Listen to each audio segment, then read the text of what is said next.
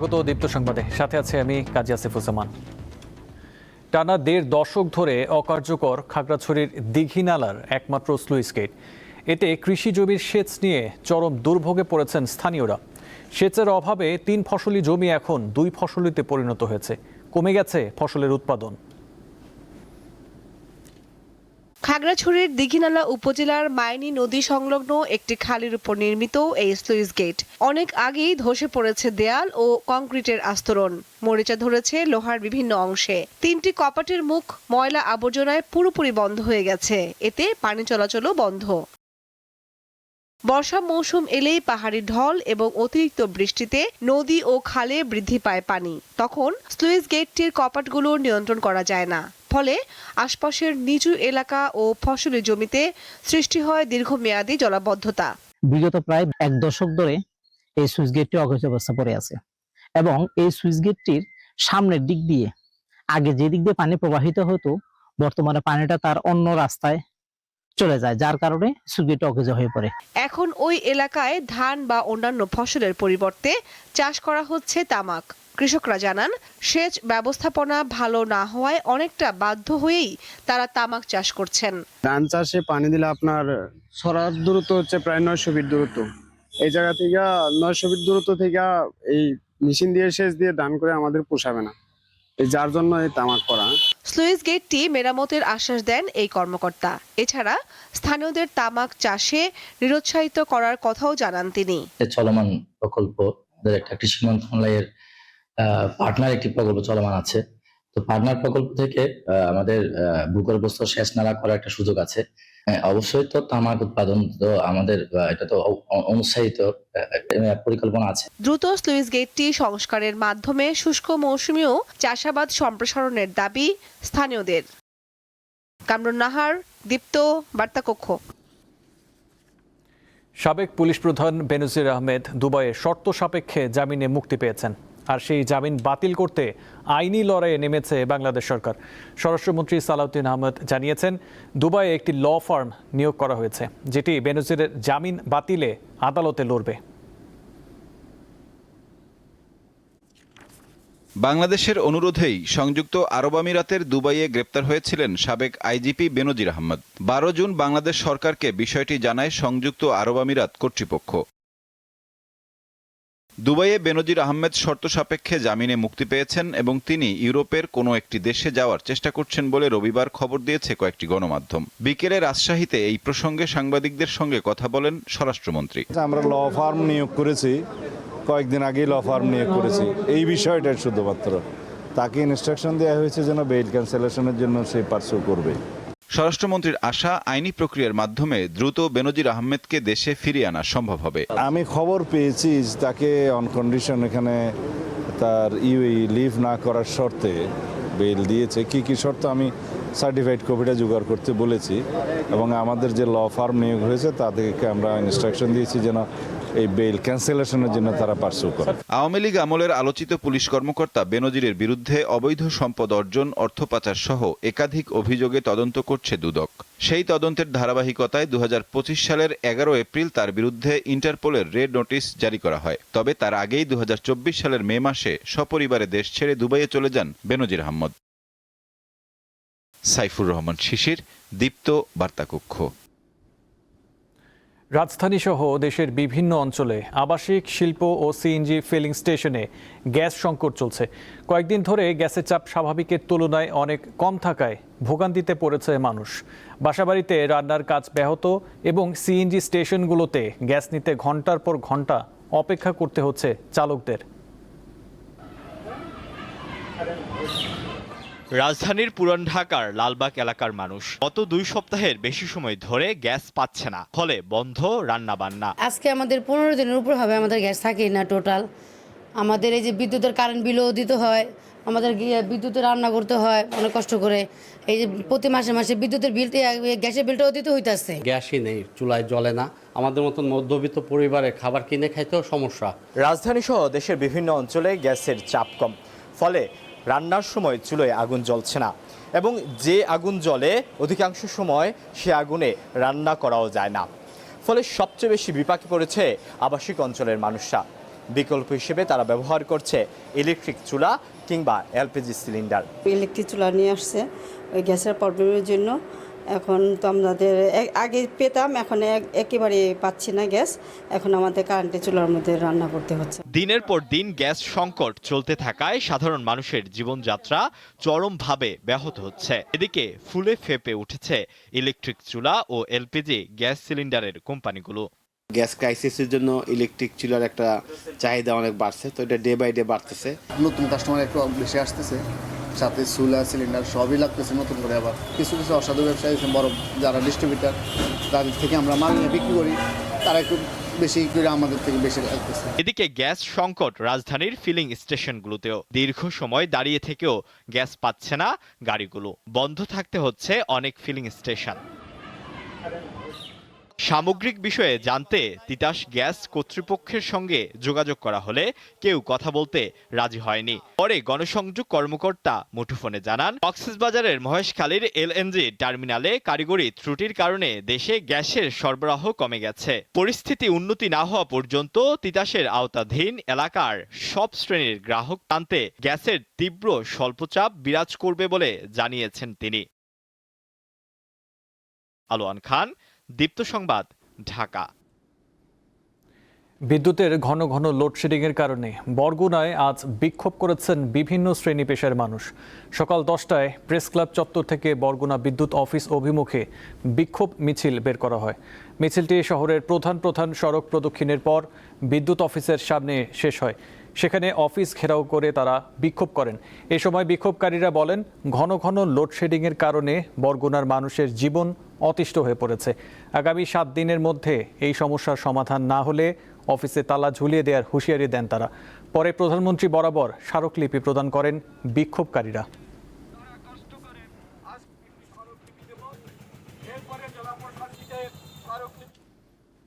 নওগাঁর শত বছরের ঐতিহ্যবাহী পাতি দিয়ে মাদুর তৈরির কুটির শিল্প অস্তিত্ব সংকটে পড়েছে। বাজারে ক্ষতিকর রঙিন প্লাস্টিকের মাদুরের আধিপত্য আর সরকারি পৃষ্ঠপোষকতার অভাবে জেলার প্রাচীন এই হস্তশিল্পটি এখন বিলুপ্তির পথে।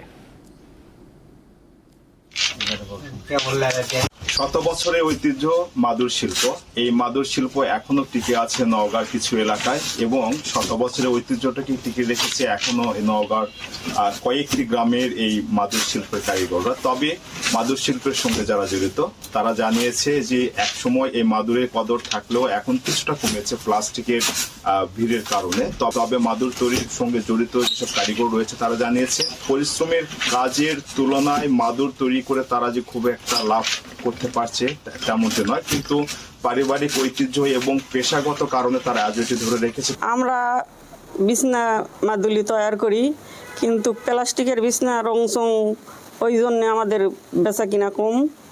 আমাদের বিছনাগুলো তৈরি হচ্ছে কিন্তু বিক্রি মূল্য দামে পাওয়া যাচ্ছে না। 50-60 বছর পার হয়ে গেছে করতেছি, কিন্তু আমাকে যে কাজ করি সে কাজ অনুযায়ী আমাকে মর্যাদা আসে না। বছরের 6 মাস আমাদের এই কাজ, এই মাদুরিটার মূল্য একেবারেই কম সীমিত থাকে। 4 মাস আমরা একটু মূল্যটা বেশি ভালোভাবে পাই, আর বাদ বাকি সময়টা আমাদের বসে থাকতে হয়। আমাদের মাদুরি বিক্রি করে এই টাকা দিয়ে আমাদের সংসার কোনো রকমে চলে। আগে হয়েছিল প্রচুর ব্যবসা হয়েছিল আগে, এখন একটু ডালছি যেটা খারাপ। তারপরে ওই করি কয়েকদিন থেকে ব্যবসা করি, সেই ক্ষেত্রে আমরা আজকে কি আছি কোনো রকম। সরকার যদি আমাদের কিছু যদি হেল্প করে, মন করো যত মন করো ব্যবসায়িক আছে বা যারা আবাদ করে তাদের যদি লোন টোন দেয়, সরকার যদি এই শিল্পটির দিকে নজর দেয় এবং এই মাদুরটাকে দেশের গণ্ডি পেরিয়ে বিদেশে যদি চালান করা সম্ভব হতো, তাহলে এই মাদুর তৈরি করে কারিগররা পারিশ্রমিকটা ভালো পেত। নতুন উদ্যোক্তাদের মাধ্যমে এই মাদুরটি আরো বিস্তার লাভ করত। মোহাম্মদ আব্দুর রউফ, দীপ্ত নিউজ, নওগাঁ। এবার থাকছে উদ্দীপ্ত যা কিছু ভালো ও উদ্দীপনার।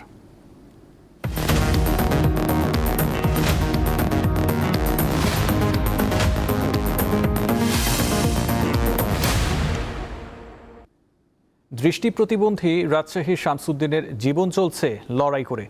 কারো ওপর নির্ভর না করে কাগজের ঠোঙ্গা বানিয়ে উপার্জন করছেন তিনি। এর মাধ্যমে বেশ কয়েকজনের কর্মসংস্থান সৃষ্টি করতে সক্ষম হয়েছেন।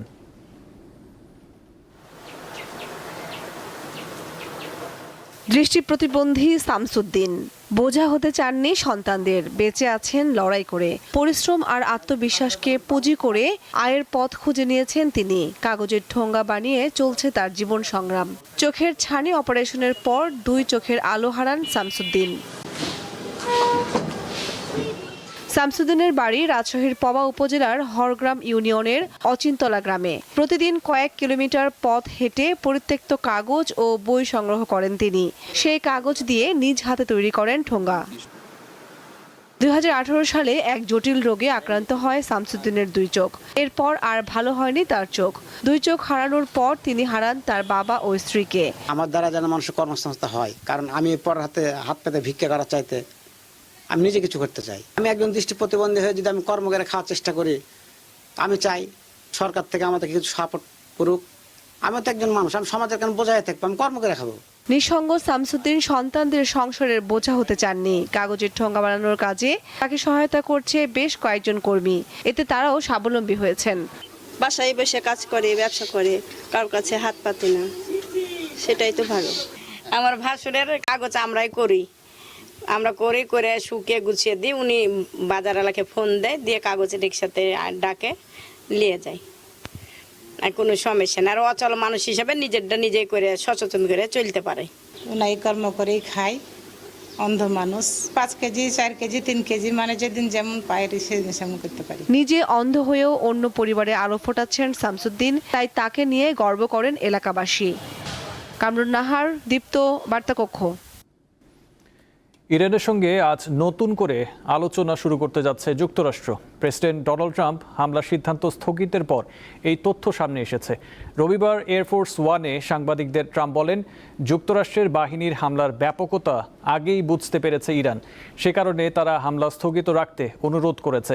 এর আগে ট্রুথ সোশ্যালে দেয়া এক পোস্টে ট্রাম্প বলেন, চুক্তির পরিধি নিয়ে সমঝোতা হওয়ায় ইরান এবং পশ্চিম এশিয়ায় যুক্তরাষ্ট্রের মিত্ররা হামলা স্থগিত রাখতে অনুরোধ করেছে। গ্রিসে দাবানল নেভানোর সময় আকাশে 2টি হেলিকপ্টারের সংঘর্ষে 2 ক্রু সদস্য নিহত হয়েছে। তাদের একজন ডেনমার্কের পাইলট এবং অন্যজন গ্রিসের ফায়ার সার্ভিসের কর্মকর্তা।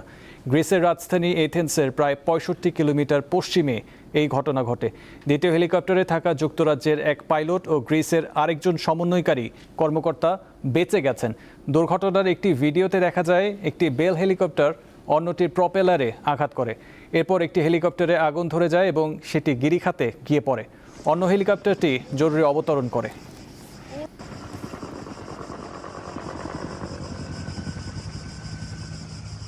ভয়াবহ রূপে পৃথিবীতে ধেয়ে আসছে এল নিনো। এর প্রভাবে তীব্র তাপপ্রবাহ, খরা, বন্যা ও দাবানলের হানায় মানুষের জীবন কতটা দুর্বিষহ হয়ে উঠতে পারে তা নিয়ে চলছে হিসাব নিকাশ। আগাম কোনো পদক্ষেপে কি মিলবে রক্ষার উপায়? বিস্তারিত জানাচ্ছেন তৌহিদুর রহমান। জলবায়ু পরিবর্তনের ক্ষতিকর প্রভাবে তীব্র তাপপ্রবাহ, দাবানল এবং মৌসুমী বৃষ্টিপাতে এমনিতেই ধুঁকছে গোটা বিশ্ব। ঠিক এমন সময়ে এসে আরও ভয়াবহ রূপ নিয়ে এল নিনোর তাণ্ডব ধেয়ে আসছে বলে সতর্ক করেছে বিশ্ব আবহাওয়া সংস্থা WMO। চলতি মাস থেকে আগামী অক্টোবরের মধ্যেই এল নিনোর প্রভাব আরও তীব্র হওয়ার শঙ্কা করা হচ্ছে। এতে প্রশান্ত মহাসাগরের মধ্যাঞ্চলের তাপমাত্রা স্বাভাবিকের তুলনায় 2.9 ডিগ্রি সেলসিয়াস পর্যন্ত বাড়তে পারে। ফলে তাপপ্রবাহ, খরা, বন্যা ও দাবানলের মতো দুর্যোগ আরও ভয়াবহ রূপ নেয়ার শঙ্কা প্রকট হচ্ছে। এল নিনোর তাণ্ডবলীলা কোনো নির্দিষ্ট অঞ্চলে নয়, গোটা বিশ্বই এর হানায় ধুঁকবে বলে সতর্ক করেছে বিশ্ব আবহাওয়া সংস্থা। এর মধ্যে আফ্রিকা, দক্ষিণ ইউরোপ, ভারতীয় উপমহাদেশ, পূর্ব এশিয়া এবং দক্ষিণ আমেরিকার তীব্র তাপপ্রবাহের ঝুঁকি সবচেয়ে বেশি। উত্তপ্ত হয়ে ওঠা পৃথিবীতে উত্তাপ আরও বাড়ার শঙ্কায় গভীর উদ্বেগ প্রকাশ করেছেন জাতিসংঘের মহাসচিব আন্তোনিও গুতেরেস। কারণ এল নিনোর প্রভাব কৃষি উৎপাদন, খাদ্য নিরাপত্তা, জ্বালানি বাজার, মূল্যস্ফীতি এবং বৈশ্বিক অর্থনীতিতেও নেতিবাচক প্রভাব পড়ার শঙ্কা রয়েছে। এই যখন অবস্থা, তখন জনমনে ঘুরপাক খাচ্ছে একটি প্রশ্ন, আর সেটি হচ্ছে আগাম কোনো পরিকল্পনার মাধ্যমে কি এল নিনোর প্রভাব বা ঝুঁকি থেকে রক্ষার কোনো উপায় আছে? এই অবস্থায় 4টি ক্ষেত্রে দ্রুত পদক্ষেপ নেওয়ার আহ্বান জানিয়েছেন জাতিসংঘের মহাসচিব আন্তোনিও গুতেরেস। প্রথমত, শহর ও জাতীয় পর্যায়ে তাপপ্রবাহ মোকাবিলা পরিকল্পনায় গুরুত্ব দিতে হবে। দ্বিতীয়ত, কর্মক্ষেত্রকে আরও নিরাপদ করতে হবে। এর জন্য সরকারকে তাপমাত্রাজনিত নিরাপত্তা মানদণ্ড নির্ধারণ করা জরুরি। তৃতীয়ত, নতুন শহর, বাড়িঘর, স্কুল ও হাসপাতালের নকশা করার ক্ষেত্রে তীব্র তাপপ্রবাহের বিষয়টি বিবেচনায় নিতে হবে। চতুর্থ বা সবচেয়ে গুরুত্বপূর্ণ বিষয় হলো পৃথিবীর উষ্ণায়নের মূল চালিকা শক্তি জীবাশ্ম জ্বালানির ব্যবহার কমিয়ে আনার কোনো বিকল্প নেই। জলবায়ুতে ক্ষতিকর প্রভাব বিস্তার করা এই দুর্বিষহ এল নিনো আসলে কি, এর উৎপত্তি কিভাবে হয়? জানা গেছে এল নিনো ঘটনাটি প্রথমত শনাক্ত করেন 1600 দশকে পেরুর জেলেরা। স্বাভাবিকভাবে পূর্ব থেকে পশ্চিম দিকে প্রবাহিত বাতাস যখন দুর্বল হয়ে যায়, তখন উষ্ণ পানি মধ্য ও পূর্বাঞ্চলীয় ক্রান্তীয় প্রশান্ত মহাসাগরে ছড়িয়ে পড়তে শুরু করে। সেই থেকে এল নিনোর উৎপত্তি হয়। এল নিনো সাধারণত 4 থেকে 7 বছরে একবার দেখা দেয়, কিন্তু গত কয়েক বছরে বেশ কয়েকবার এল নিনো রেকর্ড করা হয়েছে, যা প্রকৃতি ও জীববৈচিত্র্যের জন্য অশনি সংকেত হিসেবে দেখছেন বিশেষজ্ঞরা। তৌহিদুর রহমান, দীপ্ত, বার্তাকক্ষ। জাতীয় ক্রীড়া পরিষদের নতুন পরিচালক হিসেবে দায়িত্ব গ্রহণ করেছেন সাবেক জাতীয় ফুটবলার জাহেদ পারভেজ চৌধুরী। সরকারের ক্রীড়া উন্নয়ন নীতি বাস্তবায়ন এবং ক্রীড়া ফেডারেশনগুলোতে স্বচ্ছতা ও জবাবদিহিতা নিশ্চিতের লক্ষ্যে কাজ করে যেতে চান তিনি।